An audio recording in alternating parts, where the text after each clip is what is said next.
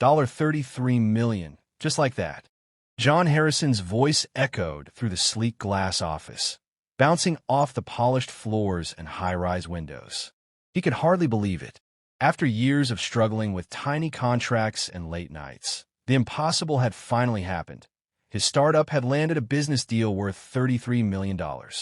Every sleepless night, every moment of doubt, every risk he had taken had culminated in this single triumphant moment. His phone wouldn't stop ringing. Investors wanted to meet immediately. Competitors, some of whom had scoffed at him just months ago, were calling to congratulate him, or maybe to understand how he had managed the coup. The media, always hungry for success stories, were already circling. John was basking in the glow of recognition, feeling like he had finally arrived at the top of the mountain he had been climbing for over a decade. But amidst all the excitement, a small voice whispered, a voice John had tried to ignore for years. It was about Tanya, his wife of 10 years. She had been his unwavering support through every failure, his partner when the world seemed to turn against him, the one person who had believed in him when no one else did. She had cooked late-night meals during crunch periods, tolerated his obsession with work, and celebrated even the smallest wins with him. She had been, in every way, his anchor. Yet tonight, John didn't feel gratitude.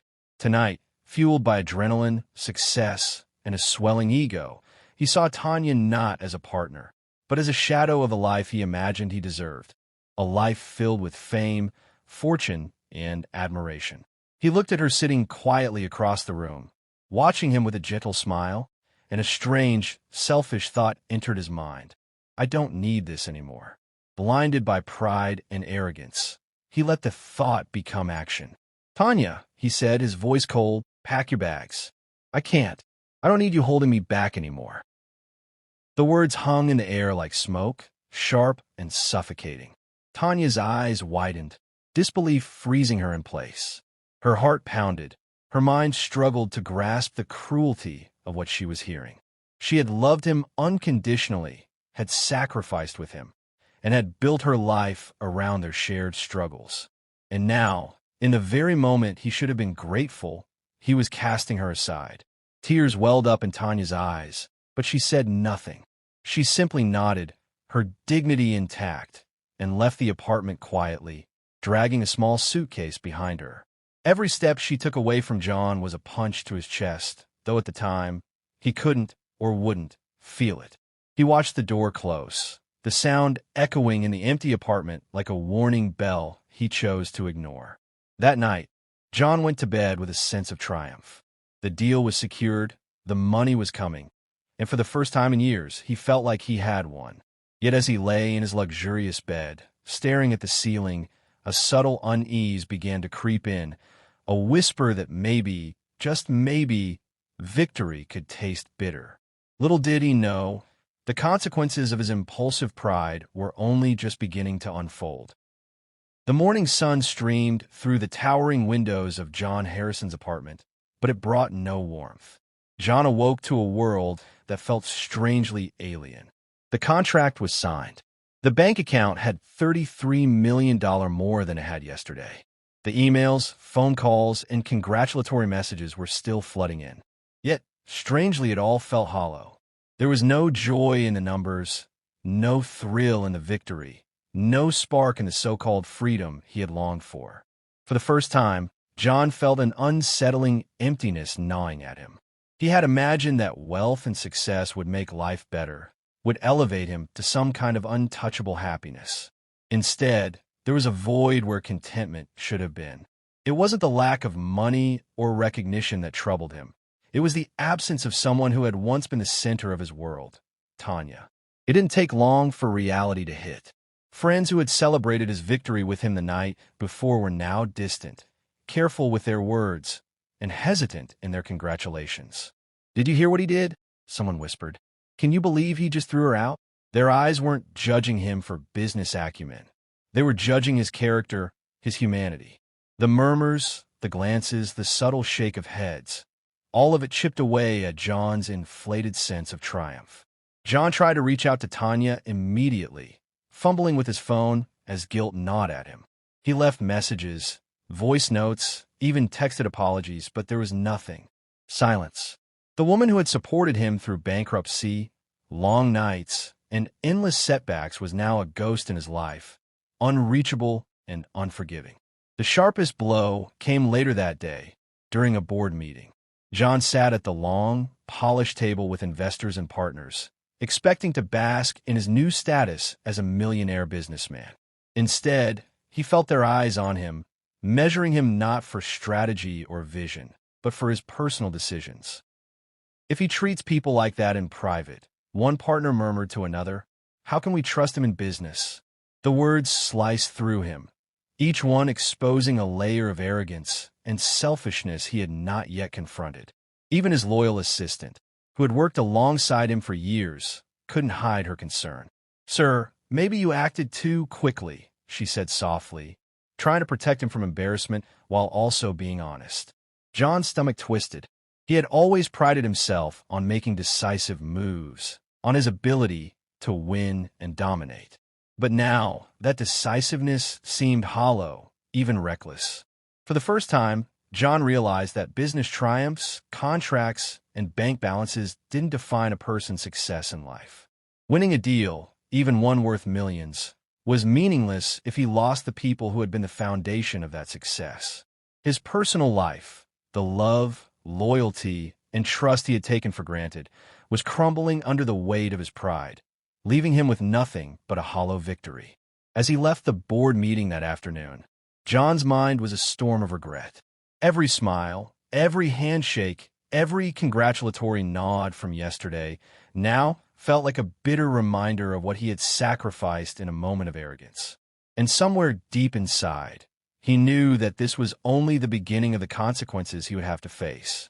Weeks passed, but for John Harrison, time offered no relief. He tried to fill the emptiness with everything he could: glittering parties, fancy dinners, even a short getaway to a luxury resort. But no distraction, no extravagant experience could erase the image of Tanya, the woman he had thrown away in a moment of pride. Her absence haunted him. Every laugh he heard, every couple he saw enjoying life together, reminded him of the warmth, loyalty, and love he had lost. Then, one ordinary evening, John's carefully constructed world of denial collapsed entirely. He was scrolling through social media, half distracted, when a post caught his eye. There she was, Tanya, smiling confidently, standing in front of a sleek, modern office with a logo that read her consultancy firm's name. She looked radiant, composed, unstoppable. And she wasn't just alive, she was thriving. John felt his heart stop for a moment. The post detailed how Tanya had launched her consultancy just days after leaving him. She had quickly secured multiple clients, including some of John's former business contacts. Within a week, she had not only established a reputation, but had also begun to make a name for herself as a formidable force in the industry. Her achievements were being shared, liked, and celebrated by people all over the network. Tanya had turned her heartbreak into opportunity, and she was succeeding beyond anyone's expectations. The reality hit John like a lightning bolt. He hadn't simply let go of a wife. He had lost his greatest supporter, the one person who had been silently holding the pieces of his life together during every difficult moment. Tanya had been the anchor in his storm, the quiet cheerleader in every setback, and the voice of reason when his ambition threatened to spiral into recklessness. And in a single moment of arrogance and selfishness, he had thrown her away. The realization was crushing. His so-called victory, the $33 million deal, suddenly felt shallow, meaningless, almost trivial. Money couldn't buy back the years of loyalty and trust he had squandered. Respect, credibility, even peace of mind. Everything John had assumed came automatically with wealth was slipping through his fingers. People admired him for his business acumen, yes, but they whispered behind his back about the cruelty of his personal decisions. Meanwhile, Tanya's reputation soared as she showed the world her competence, her intelligence, and her resilience. John could hardly look away from the screen.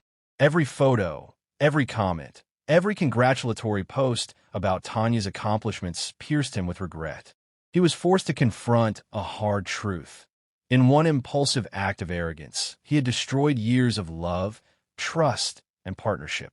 The woman who had believed in him unconditionally, who had sacrificed with him through the darkest times, had now become a reminder of everything he had lost. That night, John sat alone in his office, staring at the city lights, his mind a storm of regret and disbelief. He had won a deal worth millions, but in losing Tanya, he realized he had lost something far more valuable, the person who had made the victories truly meaningful.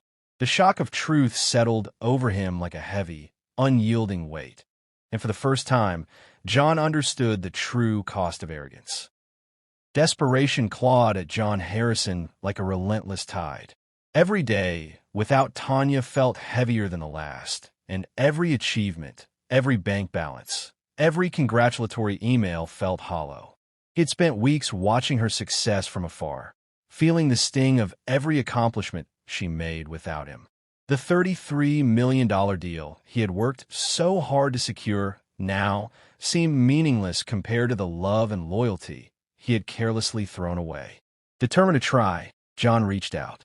He started small, flowers delivered to her office with a handwritten note begging for forgiveness.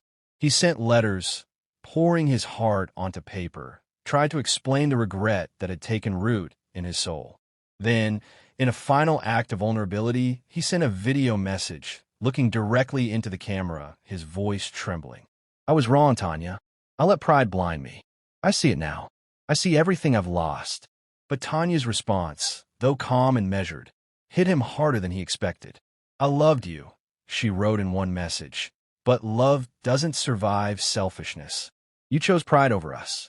You'll have to live with that." The words were not cruel. They were a reflection of truth, and for the first time, John understood the depth of his mistake. There was no amount of money, no charm, no apology that could undo the damage. The trust he had shattered, the loyalty he had abandoned, and the love he had discarded were gone, irretrievable. Faced with the stark reality, John realized that redemption could not be bought. It had to be earned. He began to reflect deeply, trying to understand why he had acted the way he did and what had driven him to value ego over love. He picked up books on emotional intelligence, humility, and leadership, not just to improve his career, but to understand how human relationships worked and why they mattered so much. He even sought therapy, confronting his deepest fears and flaws, and slowly, painfully, he began to understand why Tanya had been the backbone of his life. Tanya had been more than a wife. She had been a partner, a confidant, and a sounding board. She had quietly held the pieces of his life together when he was too blind or too proud to do it himself. She had believed in him even when he doubted himself, celebrated him even when success was far away, and challenged him when he was wrong. John finally saw her not just as a spouse, but as a teacher, a guide, and a constant source of strength. But reflection alone was not enough. He needed to act. He started applying the lessons he had learned to his everyday life. He treated colleagues with more empathy, listened more than he spoke, and made conscious efforts to acknowledge and value the people around him. At work, he implemented systems that encouraged teamwork and mutual respect. Slowly, he began to rebuild his personal reputation, not through words or apologies, but through consistent actions. For the first time in years, John felt the stirring of humility. He could not bring back the past. He could not undo his mistakes, and he could not reclaim Tanya's love, but he could become someone worthy of respect, integrity, and empathy. Redemption, he realized, wasn't a destination, it was a journey. And it was only just beginning. Months passed, and John Harrison's life had changed in ways he could never have anticipated. The $33 million deal he had fought so hard for remained a shining milestone on his resume, a tangible symbol of his ambition and skill. Yet, despite the money, the contracts, and the accolades, a quiet emptiness lingered, a reminder that wealth alone could never define a meaningful life. John had learned, the hard way, that money could buy opportunities, luxury, and recognition, but it could never buy integrity, respect, or love. Tanya's absence was a constant, unyielding reminder of this truth. Her departure had left a void that no bank account or achievement could fill. At first, he had tried to bury the pain under business deals, fancy dinners, and relentless work. But no distraction could erase the memory of her unwavering support, the way she had always believed in him, encouraged him, and anchored him through moments of doubt. Her quiet strength, her intelligence, and her loyalty had been priceless, and he had taken it all for granted. From afar, he watched Tanya's business flourish. She had built a consultancy that was thriving beyond expectations. Clients praised her work, colleagues respected her insight, and her reputation grew steadily. Tanya never flaunted her success. She carried herself with quiet dignity, letting her results speak for themselves. And John, observing this, felt a mix of awe and deep regret. He realized that she had not only survived without him, she had thrived, turning heartbreak into opportunity, independence, and empowerment. The contrast between their lives was painful but enlightening. John, who had once measured his worth solely by money and achievement, now measured life in a different way, by the people who stand by you in good times and bad. He understood that relationships, loyalty, and trust were far more valuable than the temporary thrill of wealth. Every decision, every action, every moment of pride that ignored these values had come at a cost he could never undo. John's own life continued, but he was no longer the same man. He approached his work with humility and empathy, learned to listen before judging, and began to appreciate the human connections he had previously overlooked. He treated colleagues with genuine respect, valued partnerships more than profit, and recognized that true leadership required integrity, patience, and care for those around him. The lessons Tanya had imparted, though unspoken, resonated with him every day. The $33 million deal remained a landmark achievement, yes, but it was forever overshadowed by one harsh, inescapable truth. Never let pride blind you to the value of the people who truly support you. Money could come and go, contracts could be signed and lost, but loyalty, love, and respect were irreplaceable. John had wealth, influence, and opportunity, yet he carried with him a debt far greater, the cost of losing Tanya. No amount of money could repay it. He had learned that success is measured not in dollars, but in the relationships we nurture, the trust we honor, and the hearts we keep by our side. And though the lessons were painful, they transformed him, leaving him wiser, humbler, and forever changed.